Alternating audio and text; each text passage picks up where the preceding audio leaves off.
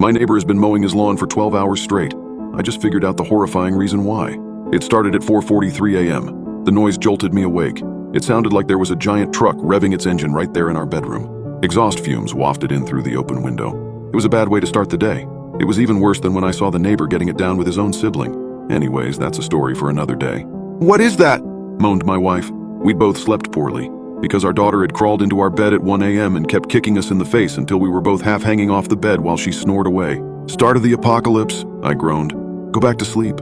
"No way can I sleep through that racket," said Vanessa. She rolled out of bed and shut the window. That helped a little, but it still sounded like war out there.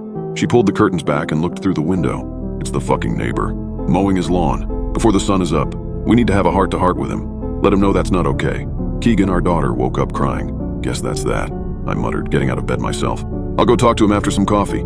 "Bring me some too," said Vanessa. "Papa, bring me some Smarties," said Keegan. No Smarties for breakfast. Banana or toast, but not Smarties." "Fine," huffed Keegan. "Toast, cut into shapes." I sighed. This was really the last thing I wanted to be doing at 4:45 on a Saturday morning. Making coffee and cutting toast into animal shapes instead of drooling in my sleep and dreaming of a gentler world. I went into the kitchen and started the coffee and toast and then looked out the living room window. Sure enough, there was Mr. Limsky mowing his damn lawn in his damn bathrobe, no less. That was another thing that I had no desire to do. Get into it with him about this, or really talk to him about anything ever beyond a friendly wave and a howdy neighbor. By the time I was awake enough to form a coherent thought, it was almost 6 o'clock and I had consumed 4 cups of coffee. Mr. Limsky was still at it, which was strange because his yard isn't very big at all.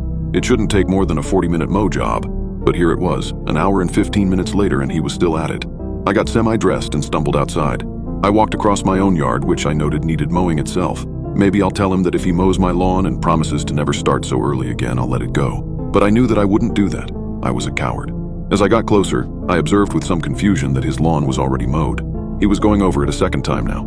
I walked up to our property line, denoted by the contrast between mowed and unmowed grass, and started waving my hands in the air, waiting for Mr. Limsky to notice me. He never did. He just stared straight ahead and kept pushing the mower. "Hey!" I shouted, but it was no good. I could barely hear myself, and so I knew that he wouldn't be able to hear me from across the lawn right behind the lawnmower. God damn it. I walked across his yard until I was right behind him. "Hey!" Nothing. I tapped on his shoulder. Nothing. He just kept pushing the lawnmower onward over the already mowed lawn. I didn't know what to do. "I'll catch him after he finishes, I guess. He's in the zone." I shrugged and was getting ready to turn back to my house when I saw a trickle of what was presumably urine run down his bare leg. Jesus. I went back to my house and opened the door. Vanessa was reading a book to Keegan. She stopped when I came in and looked up. "Well, he couldn't hear me. I'll go over there once he stops. He's got to stop sometime, right? And, well, I'm a little worried about him."